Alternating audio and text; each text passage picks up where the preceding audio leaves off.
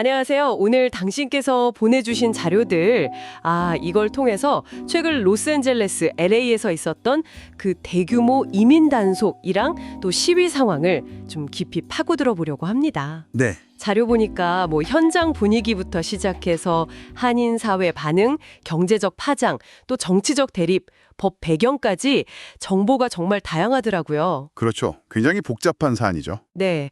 그래서 이 복잡한 퍼즐 조각들을 좀 맞춰서 핵심을 파악하는 게 오늘 저희 목표입니다. 바로 시작해 볼까요? 네, 좋습니다. 발단은 역시 트럼프 행정부였어요.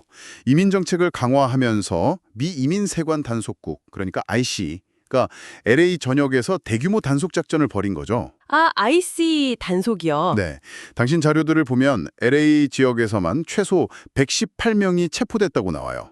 주로 서류 미비 이민자들이 대상이었지만 일부는 범죄 전력이 있었다는 보고도 있고요. 주로 단속된 지역은 어디였나요? 파라마운트나 콤프턴, 이런 라틴계 분들이 많이 사는 지역이 주요 타깃이었던 것 같습니다. 그렇군요. 그리고 그 자료 중에 특히 한인 의료업체, 앰비언스 어페럴 급습 얘기도 있던데요.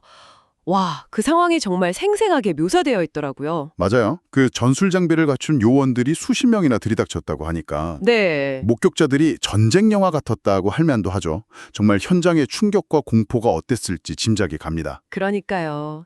그런 단속 직후에 바로 시위가 격화된 거군요. 네, 그렇습니다. 곧바로 아주 격렬한 시위가 일어났어요.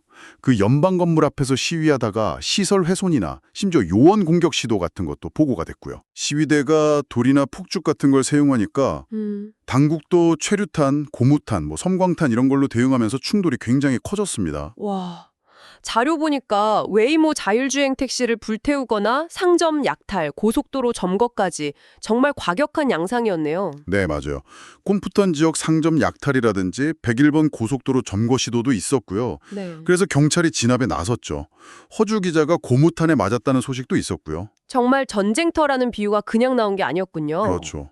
그런데 여기에 트럼프 대통령이 주지사가 반대하는데도 주방위군 2,000명 투입을 명령했다고요? 네, 그 타이틀 10 조항이라는 게 있거든요. 네. 연방정부가 필요할 때 주방위군을 연방임무에 동원할 수 있는 법조항인데 이걸 근거로 투입을 명령한 겁니다. 주지사는 반발했는데도요? 네, 주지사는 강하게 반발했죠. 그런데도 연방화해서 투입을 한 거고 심지어 해병대 투입 가능성까지 언급하면서 긴장이 정말 최고조에 달했어요. 해병대까지요. 마스크 착용 금지 조치도 있었다면서요? 네, 그것도 발표했었죠. 이런 상황이 되니까 당연히 지역사회나 정치권에 미치는 타장도 클 수밖에 없고요. 특히 한인사회 분위기는 어떤가요? 자료 보니까 불안감이 상당한 것 같던데요. 네, 아주 큽니다. 표적이 될까 두렵다 이런 목소리가 직접적으로 나오고 있고요. 실제로 한국 국적자가 체포되거나 구금된 사례도 늘었다는 보고도 있습니다. 정말요? 네, 그리고 그 트럼프 주니어가 루프탑 코리안을 언급하기도 했죠. 예전 LA 폭동 때 한인들이 스스로를 지켰던 사건인데 이걸 다시 꺼낸 것도 여러 가지 복잡한 감정을 불러일으키는 것 같아요. 정치적인 대립, 이것도 정말 만만치 않죠. 양쪽 입장이 너무 다른데요. 네, 극명하게 갈립니다. 트럼프 행정부나 공화당 쪽은 당연히 법 집행을 강조하죠. 시위대를 폭도, 반란 이렇게 규정하고요. 상당히 강경하네요. 그렇죠. 심지어 백악관에서는 불법 이민 자체를 범죄자 침공 이렇게까지 묘사하기도 했어요. 크리스티 놈 국토안보부 장관이나 톰 호만 같은 인물들도 강경 대응 의지를 분명히 하고 있고요. 공화당 하원의장도 지지 입장을 냈고요. 반면에 캘리포니아주나 민주당 쪽은 입장이 완전히 다르죠. 네, 완전히 다릅니다. 개빈 뉴섬 주지자는 연방 조치를 광기다, 정치적 쇼다 이렇게 아주 강하게 비난했고요. 캐런 베스 LA 시장도 공포를 조장한다고 비판했습니다. 민주당 소속 주지사들도 이건 권력남용이다 이렇게 비판하고 있고요.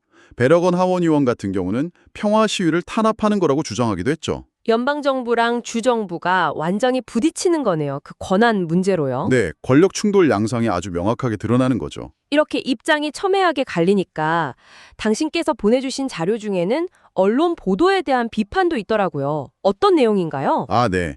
일부 언론들이 국내 언론도 그렇고 해외 언론도 그렇고요.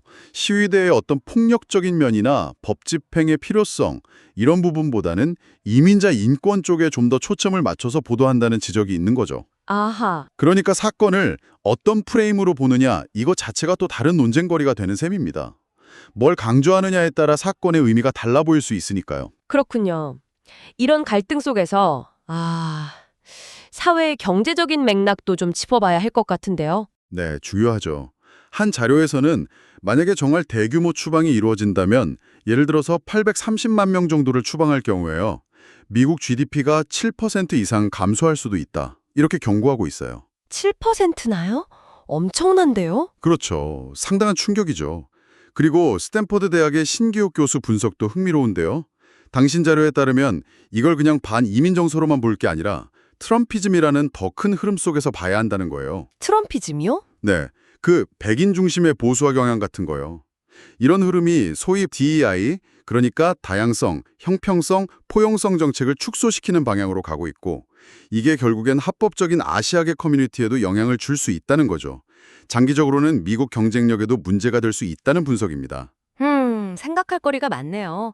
그럼 기본적인 법적 배경은 어떻게 되나요? 미국 이민법 관련해서요. 네, 기본적인 틀은 이민국적법, INA라고 불리는 법입니다. 이게 미국 이민 정책의 근간이고요. 그러다가 9.11 테러 이후에 큰 변화가 있었죠. 국토안보부, DHS가 만들어지면서 이민 관련 기능들이 다 이쪽으로 통합됐습니다. 지금 LA 상황은 바로 이 법 집행과 인권, 안보 같은 가치들이 정면으로 충돌하는 현장을 보여주는 거라고 할 수 있겠습니다. 네.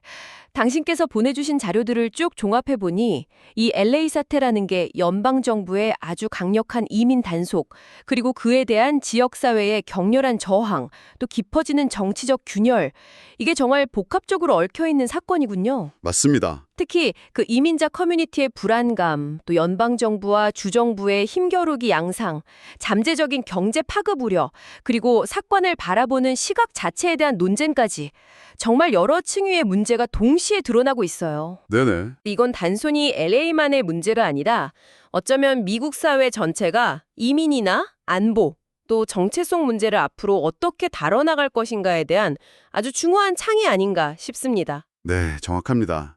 오늘 살펴본 자료들이 딱 그걸 보여주죠.